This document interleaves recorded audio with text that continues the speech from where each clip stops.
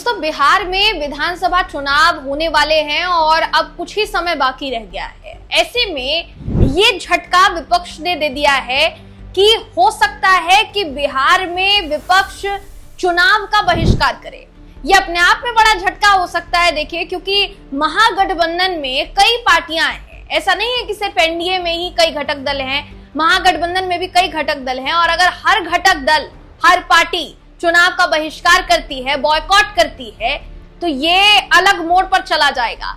अब ये कहा किसने है, क्यों कहा है, किस बयान के बाद कहा है, चुनाव आयोग ने इस पर क्या प्रतिक्रिया दी है, सारी चीजें इस खबर में मैं आपको बताने वाली हूँ। आखिर तक इस वीडियो को आप जरूर देखिएगा। दोस्तों नमस्कार, मेरा नाम है जयंती झा और आप देख रहे हैं DS4 न्यूज। दोस्तों, लगातार जिस तरीके की खबरें बिहार को लेकर आ रही हैं, SIR खासकर स्पेशल इंटेंसिव रिवीजन, जिस पर हाल ही में ये जानकारी सामने आई है कि SIR करवाने के बाद तकरीबन 52 लाख मतदाता ऐसे हैं जिनका वोट कट जाएगा। यानी इस बार वो वोट डालने में असमर्थ होंगे, वो वोट नहीं डाल पाएंगे क्योंकि वोटर लिस्ट से उनका नाम हटने जा रहा है। स्पेशल इंटेंसिव रिवीजन के पीछे की वजह चुनाव आयोग ये बता चुका है कि कई फर्जी मतदाता हैं जो दूसरे देशों से आकर बसे हुए हैं, कई ऐसे मतदाता हैं जो इस दुनिया में नहीं है और फिर भी वोट डालते हैं, या उनका वोटर ID कार्ड जो है वो भी अभी भी मान्य है। कई ऐसे मतदाता हैं जो बिहार में नहीं रहते, बिहार से बाहर है। तो ऐसे मतदाताओं की पहचान करने के लिए स्पेशल इंटेंसिव रिवीजन जो है वो करवाया गया है पूरे बिहार में, और इसीलिए चुनाव आयोग जो है इस पर जोर दे रहा है। अब चुनाव आयोग की तरफ से बयान भी सामने आ गया है।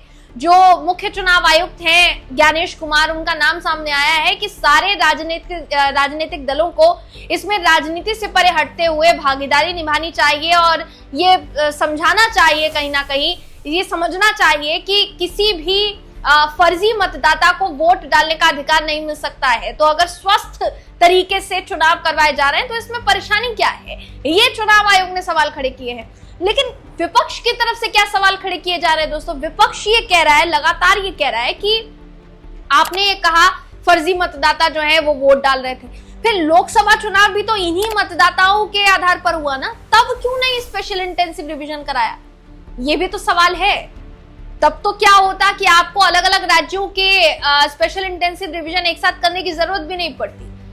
अगर लोकसभा चुनाव है और लोकसभा चुनाव पूरे देश में एक साथ होने वाला है, तो जाहिर सी बात है कि आपको ये अधिकार मिलता कि आप तमाम राज्यों में SIR जो है वो जल्दी से जल्दी करवा पाते, लेकिन ऐसा नहीं हुआ। अब तेजस्वी यादव ने क्या कहा है जरा आपको बता देते हैं। आपकी स्क्रीन पर देखिए, बिना देर किए मैं आपको वो खबर दिखा रही हूँ जिसके मुताबिक तेजस्वी यादव ने विधानसभा चुनाव के बहिष्कार पर विपक्षी दलों के अलायंस में चर्चा की बात से इनकार नहीं किया है।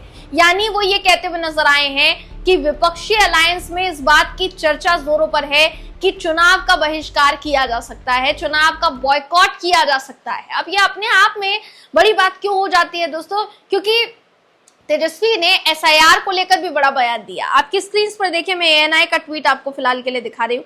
इसमें तेजस्वी ने क्या कहा है उस पर गौर कीजिएगा। तेजस्वी यादव जो है वो कहते हुए नजर आ रहे हैं कि बिहार में 52 लाख मतदाताओं के नाम वोटर लिस्ट से हटने पर RJD नेता तेजस्वी यादव ने कहा है कि कल चुनाव आयोग के प्रेस नोट में हमने ये देखा कि 52 लाख के करीब जो है लोग अनुपस्थित पाए गए हैं। हम इस पूरी प्रक्रिया पर सवाल उठा रहे हैं। BLO खुद ही दस्तखत करके खुद ही अपलोड कर रहे हैं, तो पारदर्शिता का पालन कहीं नहीं किया गया।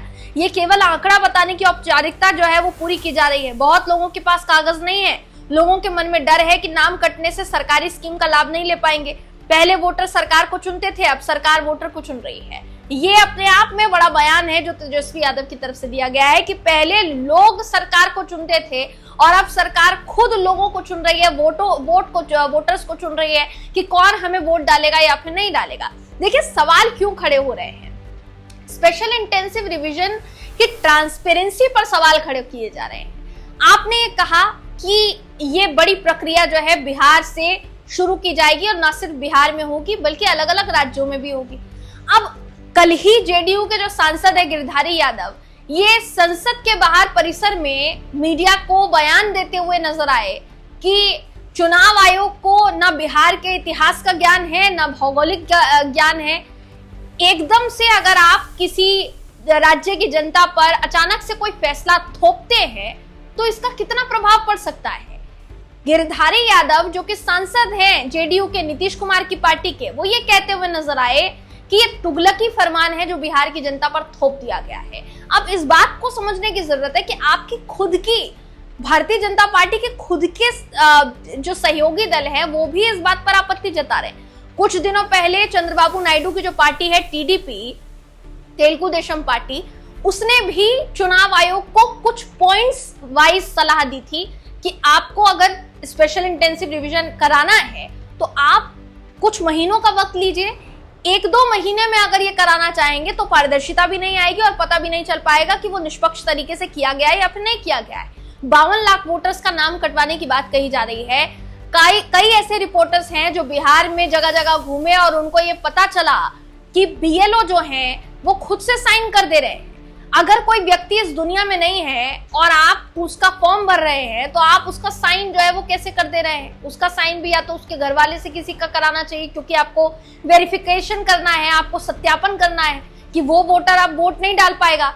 दूसरे भी कई ऐसे वोटर्स हैं जिनका फॉर्म जो है भरा जा चुका है लेकिन वो तो अपने डॉक्यूमेंट सबमिट ही नहीं कराने के लिए गए बीएलओ ऑफिस। कुल मिलाकर ये कहा जा सकता है कि पारदर्शिता पर सवाल खड़े हो रहे हैं, ट्रांसपेरेंसी पर सवाल खड़े हो रहे हैं। वही सवाल तेजस्वी यादव खड़े कर रहे हैं, विपक्ष खड़ा कर रहा है। अब विपक्ष द्वारा न सिर्फ इसको लेकर विधानसभा में बवाल मचाया जा रहा है बल्कि यही बवाल दिल्ली के संसद में भी जो है मच रहा है। दोस्तों, पूरा विपक्ष जो है वो एसआईआर के खिलाफ खड़ा हो गया। राहुल गांधी ने संसद में बयान दिया परिसर में मीडिया को कि सिर्फ बिहार की बात नहीं है, इससे पहले महाराष्ट्र से लेकर कर्नाटक तक वोटर्स के नाम को लेकर यही फर्जीवाड़ा हुआ। वोट की चोरी हुई है और लगातार इलेक्शन जो है भारत में चोरी किया जा रहा है, ये बड़ा आरोप राहुल गांधी लगाते हुए नजर आए थे। उन्होंने ये भी कहा कि मैं चुनाव आयोग को, यहाँ तक कि सत्ता पक्ष को ब्लैक एंड व्हाइट में सबूत दे सकता हूँ, लेकिन ये समझ चुके हैं कि हमें इनका गेम पता चल गया है, इसलिए ये अब आनन फानन में इतना बड़ा फैसला ले रहे हैं। ये राहुल गांधी का बयान है। इसके अलावा कई ऐसे नेता और हैं जो इस पूरी प्रक्रिया पर सवाल खड़े कर रहे हैं। सवाल अब ये भी है कि चुनाव आयोग उठ रहे इन तमाम सवालों का सामना क्या सिर्फ इसी बयान के जरिए कर पाएगा कि जो हो रहा है होने दीजिए, कुछ उसमें गलत नहीं है। आपको कम से कम ये बताना चाहिए कि जो भी चीजें, जिस तरीके से प्रक्रिया को फॉलो किया जा रहा है वो प्रक्रिया असल में सही है या फिर नहीं। तो कुल मिलाकर कहा जाए दोस्तों, ये पूरा मामला फिलहाल के लिए चर्चा का विषय बना हुआ है। हम इस पर आपकी राय जानना चाहेंगे कि आप इस पर क्या सोचते हैं। आपकी राय कमेंट करके हमें जरूर बताइएगा। अगली वीडियो में मैं आपसे फिर मिलूंगी, तब तक के लिए नमस्कार।